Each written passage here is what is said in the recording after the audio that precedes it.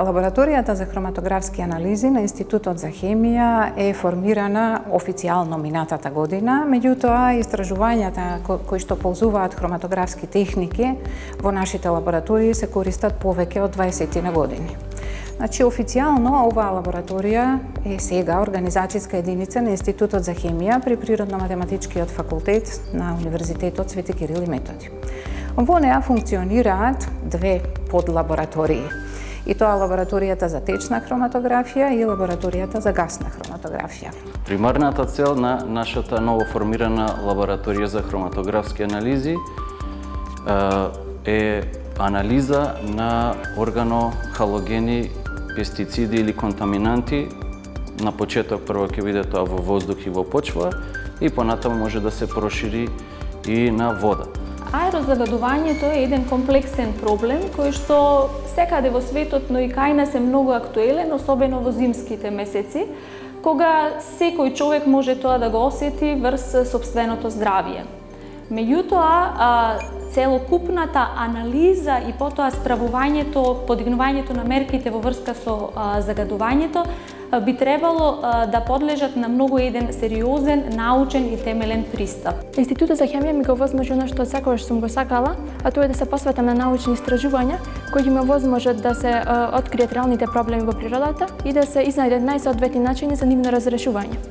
Предметите кои се изучуваат на хемија не бараат класично учење на памет, туку бараат користење на логика и оставаат простор за размислување и имагинација.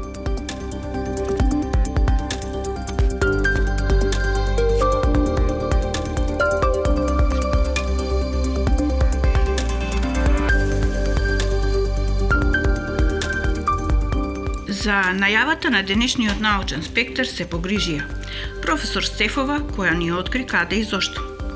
Професорот Богданов беше задолжен за презентацијата на целите на истражувачкиот проект. Професор Петревска Станоева за еден од најголемите проблеми кои се дел од научните истражувања. И секако, најважниот сегмент во научните проекти е вклучувањето на младите истражувачи. Наш избор е магистрант Ивона Софрониевска. Научен спектар во областа на хемијата. Таа како значајна природна наука има брз развој низ историјата. Например, тешко е да го замислиме животот без вештачки средства, операции без анестетици или антисептици, облека без бој или конструкции без железо и слично. Науката за хемија во последниве векови напредува со големи скокови и тоа во областа на технологијата и во контролата врз животната средина. Новите истражувања кои се вршат на Институтот за хемија при Природно-математичкиот факултет при УКИМ се главна содржина на нашата емисија. Одиме поред. Се започнува во лабораториите. Вие представуваме лабораторијата за хроматографски анализи.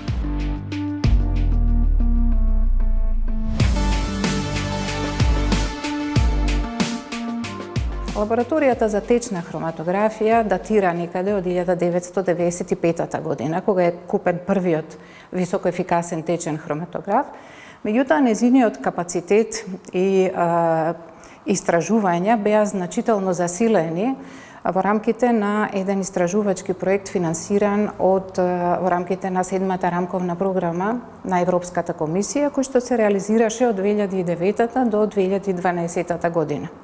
Во рамките на овој проект беше набавен нов модерен течен хроматограф поврзан со масен спектрометар, кој што во тој период беше првиот од тој вид во нашата земја.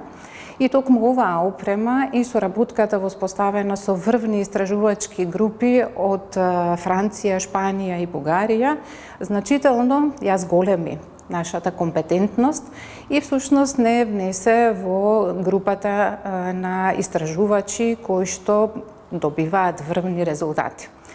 Од тогаш наваму се реализирани истражувања и резултатите се објавени во врвни научни списанија и на тој начин на светот му станаа достапни податоците за полифенолниот профил на нашиот планински чај, на грозието, на македонските вина.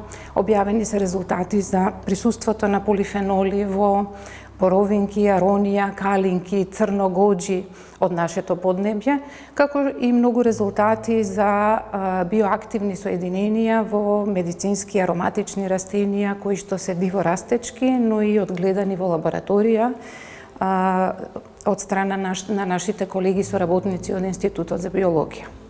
Исто така остваруваме соработка и со фармацевската индустрија. И тоа на развој на методи за карактеризација на активните компоненти и нивните деградациони производи во различни лековити препарати и така натаму.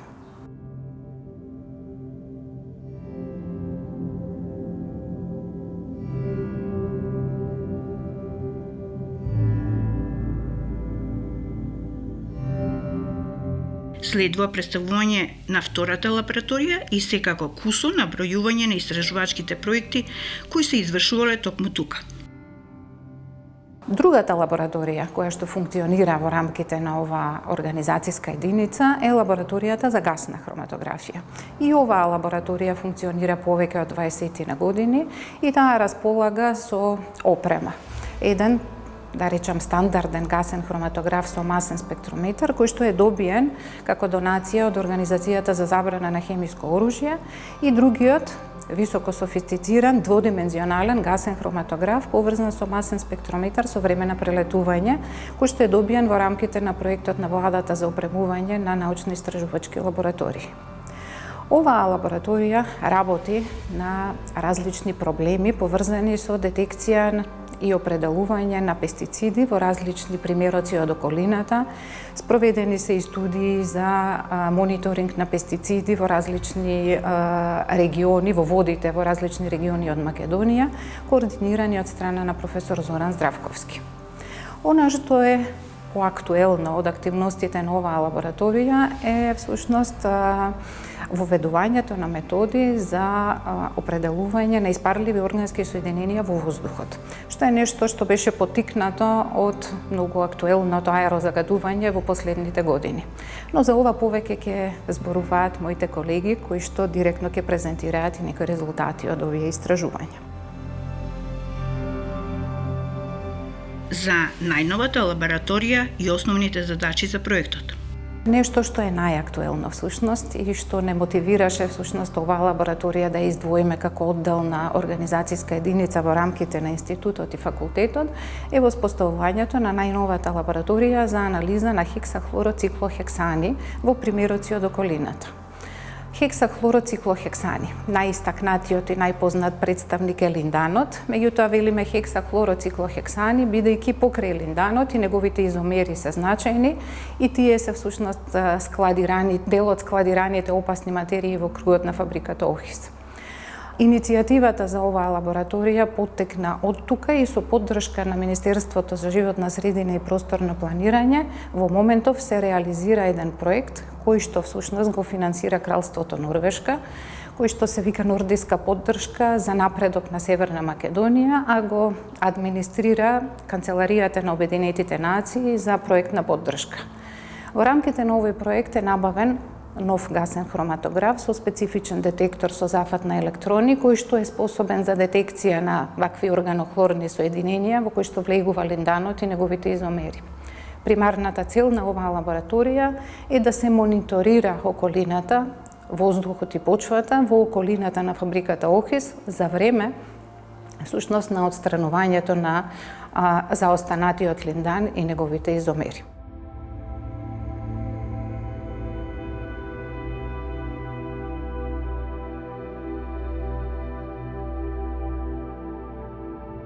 Низ куси и едноставни експерименти го представуваме истражувањето за. Го мониторираме делот како што се чисти депонијата. Прво, помалата депонија бе во Охис и понатаму и севкупниот процес. Значи, генерално, за јавноста треба да се потенцира дека нема да го чистиме линданот. Линданот многу малце го има во депониите, тој бил комерцијалниот производ. Значи, тука се други изомери, тоест други изомери на хексахлороциклохексанот, така каде што ова е хексахлороциклохексан, така и имаме црните се јаглероди, белите се водороди и зелените се хлор. Така, значи 6 атоми на хлор и во зависност од тоа каква е нивната, каде се тие сврзани, имаме различни изомери. Значи тие се сродни, но сепак имаат различни физичко-хемиски својства. Значи треба да има соодветна метода сите да се прво од почвата да се екстрахираат, така соодветно, понатамо таа проба да се сконцентрира и на крај следуваат така наречени хроматографски анализи.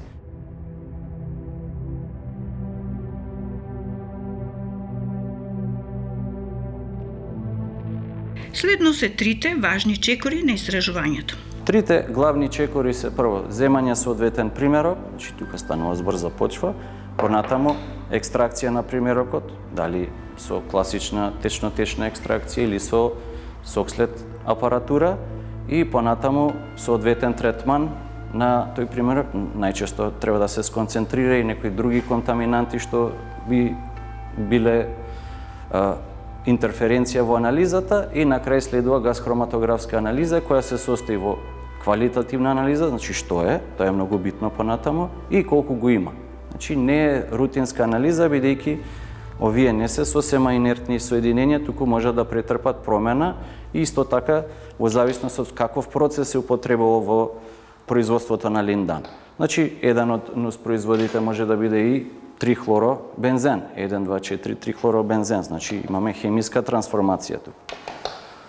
Значи тоа е битно да се разграничи дека не е линданот туку тие сите други нуспроизводи и така наречени секундарни продукти. Значи ние од порано се занимаваме со ова веќе од 2016-17 година, изработени се некои студии и навлезени сме за квалитативната анализа. И тоа е битно затоа што понатамо треба да се земе се вкупната концентрација така на органохлорни соединенија за да се знае како да се третира. Дали да се уништи што би се рекло на англиски bulk destruction, значи на големо, или ако се содржи во помали количини, постапката е поинаква. Значи нашиот дел тука е многу битен. За крајната цел на овој проект. Со овие методи понатаму може да се следи целокупната постапка потоа на ремедијацијата, така колку концентрација има од ниво почва, во воздух, понатаму во вода може да се прошири и крајната цел е да се отстранат сите тие непосакувани органохлорни пестициди, контаминанти. Понатаму може ова истата постапка методолошка да се примени и на така наречени полихлорирани бифенили кои што ги има во трансформаторските масла, например, кои што се уште потоксични.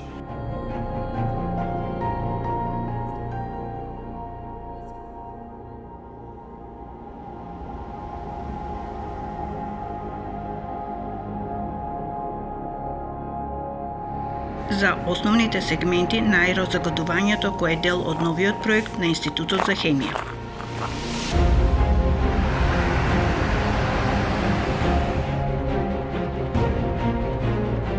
Кај нас, кога се зборува за аерозагадување, вообичаено е да се мери концентрација на суспендирани честички на дневно ниво. Под поимот суспендирани честички, всушност, ние подразбираме смеса од честички, цврсти или течни, кои што имаат различна големина и затоа се нарекуваат PM2,5 честички со помала димензија и PM10 честички со поголема димензија. Но она што е многу поважно е да се знае кој е нивниот хемиски состав. Во составот на суспендираните честички, покрај тоа што влегува така наречената прашина, која што може да биде како резултат на секојдневни градежни активности, влегуваат и голем број на неоргански гасови, како што се СО2, азотни оксиди, амонијак. И тоа се соединенија кои што Министерството за животна средина ги следи на одредени локации на територијата на државата, но она што дополнително е присутно, а што не се следи, е присуството на една голема група на испарливи органски соединенија. Испарливите органски соединенија во воздухот може да дојдат на различен начин, може да дојдат од примарно или од секундарно ниво, односно од горење на дрва, горење на граѓа, понатаму пластика, различни видови на бои, лакови, адхезиви, хемиска индустрија и така натаму, ги има застапено и по природен пат, како резултат на ослободување на овие испарливи органски соединенија од самите растенија, но може да настанат и по секундарен пат, по пат на трансформација и оксидација на веќе постоечките извори. Затоа, многу е важно, покрај тоа што се посветува внимание на суспендираните честички во воздухот, тоа е за нивното присуство, да се воде сметка, односно да се направи анализа токму на овие испарливи органски соединенија. Целите на истражувањето. Целта на нашето истражување беше со помош на соодветно поставување на вакви филтри и соодветна хемиска карактеризација и експертиза да се дојде до пронаоѓање на маркери кои ќе ни укажуваат за потенцијалниот причинител за загадувањето. Односно, анализирајќи го составот на испарливите органски соединенија на дадена локација, да можеме да утврдиме за каков тип на загадување станува збор.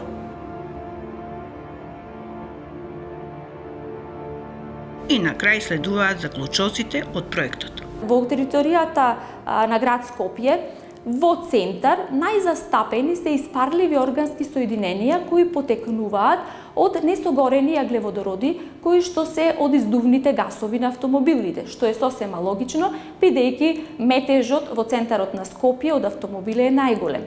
На територијата во близина на селото Лисиче, каде што има голем број на куќи кои што се греат на дрвена граѓа, понатаму на различни видови гуми, на различни пластики. Исто така најдовме потенцијални маркери кои што укажуваат на таков вид на загадување кое што потекнува од тие куќи.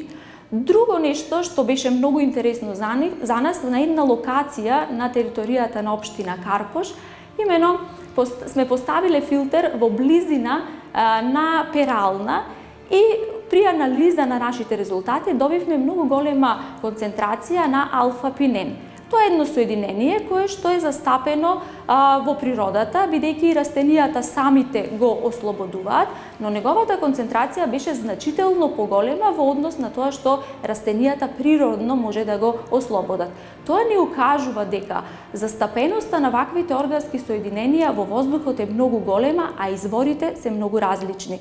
Значи, ние во секојдневието, во домаќинствата користиме различни средства за чистење кои што предизвикуваат загадување на воздухот како резултат на тоа што во себе содржат вакви испарливи органски соединенија. Од друга страна, во Скопје многу се гради, се користат многу бои, лакови при подготовка на становите и како резултат на тоа, на дадените локации во кои што има нови градби, зголемена е концентрацијата на испарливи органски соединенија кои што се должат точно на тие бои и лакови. Според нас, најголемиот проблем кога станува збор за загадувањето треба да се обрне внимание, значи да се спречи горењето на пластика, да се спречи горењето на гуми, кои што во својот состав содржат голема концентрација на сулфур, кој што се додава во процесот на вулканизација, но и да се подигне нивото на луѓето дека секој од нас на некаков начин учествува во процесот на загадување. Значи, процесот на загадување е присутен не само во зимските месеци, кога луѓето се греат на одредени извори или на енергија, туку и во летните месеци. Значи, и при подготовката на храната, она кое што се пржи, што се ослободува во процесот на пржење, сето тоа се испарливи органски соединенија кои што на некаков начин доаѓаат во воздухот. И уште еден заклучок кој што е многу важен, бидејќи реков неколку пати дека се ова испарливи органски соединенија, тие се многу застапени и во летните месеци на годината, така што нашите анализи покажаа дека не само во зимските месеци, кога е зголемена содржината на суспендирани честички, туку и во летните месеци нивните концентрации се значителни и треба да се контролираат, како и да се преземаат мерки за нивно понатамошно одстранување, односно одстранување на причинителите кои што предизвикуваат нивно ослободување во воздухот.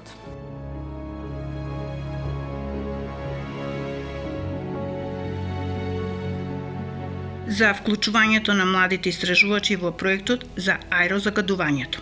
Во последната година од моето студирање се заинтересирав за аерозагадувањето како комплексен проблем за чие решавање е потребен темелен научен пристап и кон кој треба да се пристапи систематски со многу сериозни анализи. Така се дојде до идејата за одредување на испарливи органски соединенија во воздух во подрачјето на град Скопје, односно да се воспостават методи кои ќе овозможат да се идентификуваат овие испарливи органски соединенија и да се пристапи кон одредување на нивните концентрации во воздухот.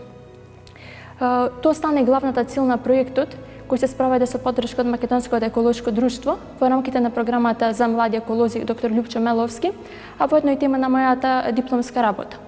Спроведувањето на ваков сложен проект уште од почетокот бараше учество на барем уште еден учесник студент, како искусни професор од Институтот за хемија, така што освен јас учество задоа и дипломиран хемиски инженер Елена Стефова, тогаш беше студент како и јас, како и професорите професор доктор Јасмина Петреска-Станоева и професор доктор Јане Богданов, кои имаат големо искуство во развивање и примена на хроматографски методи за идентификација, карактеризација и квантификација на испарливи компоненти во различни комплексни матрици, како што се водата, воздухот, почвата и храната, како и квалитативна и квантитативна анализа на органски соединенија и полутанти во воздухот. Развиените методи во рамките на овој проект овозможуваат детектирање и континуирано следење на испарливи органски соединенија во секоја урбана или рурална средина, како и можности за утврдување на нивното потекло и варијации. Овој проект ќе продолжи во текот на следните 2 години со поддршка од Македонското еколошко друштво. Предвидено е да се воведат методи за одредување на полуиспарливи органски соединенија, кои заедно со претходно воведените методи за испарливи органски соединенија ќе овозможат да се добиете релевантни податоци за концентрациите на полуиспарливи и испарливи органски соединенија во воздухот по подрачјето на град Скопје и да се добие увид за уделот во загадувањето на воздухот како последица на 2 депонии во Скопје, депонијата Дрислав за комунален отпад и депониите со линдан во околината на фабриката Охис. Сепак најважен чекор за намалување на аерозагадувањето е поттикнување на свеста кај луѓето преку појаснување на влијанијата на различните супстанции кои се присутни во воздухот имаат штетно влијание, нивното потекло, како и ефектите што ги имаат врз животната средина и нашето здравје секако. За општествената одговорност на истражувачите во нашите високообразовни и научни институции. Нашата долгорочна цел е да бидеме компетентни и способни за изведување на вакви различни анализи, да се вклучиме во различни програми за мониторинг на органски супстанции од интерес во нашата околина, со што ќе покажеме и општествена одговорност во однос на заштитата на нашето здравје од една страна, но од друга страна ќе обезбедиме всушност и место за едукација на компетентни хемичари кои што ќе бидат способни да работат на вакви сложени анализи и да се вклучат всушност во различни во лаборатории, во различни компании, во институции, каде што ќе биде неопходна ваква експертиза. И најважната инвестиција на секоја држава е вложувањето во младите научници и во научните проекти, кои значат иднина за секое општество. Институтот за хемија од секогаш бил силно посветен на својата образовна и научно-истражувачка дејност. Но тука морам да истакнам дека за сето ова е неопходна значајна поддршка, и тоа поддршка на младите кадри, кои што би се вклучиле во научно-истражувачката работа, поддршка во вид на обновување и одржување на научно-истражувачката опрема и поддршка на научно-истражувачки проекти. Сето ова во последните години сериозно недостига. Сепак надеж ни влева последната година, кога во нашата институција беа вработени неколкумина млади истражувачи, и се надеваме и продолжуваме сесредно да се бориме дека државата ќе препознае дека научно-истражувачката дејност и образованието треба да бидат поставени како врвни приоритети, бидејќи тие се двигатели на развојот на една земја.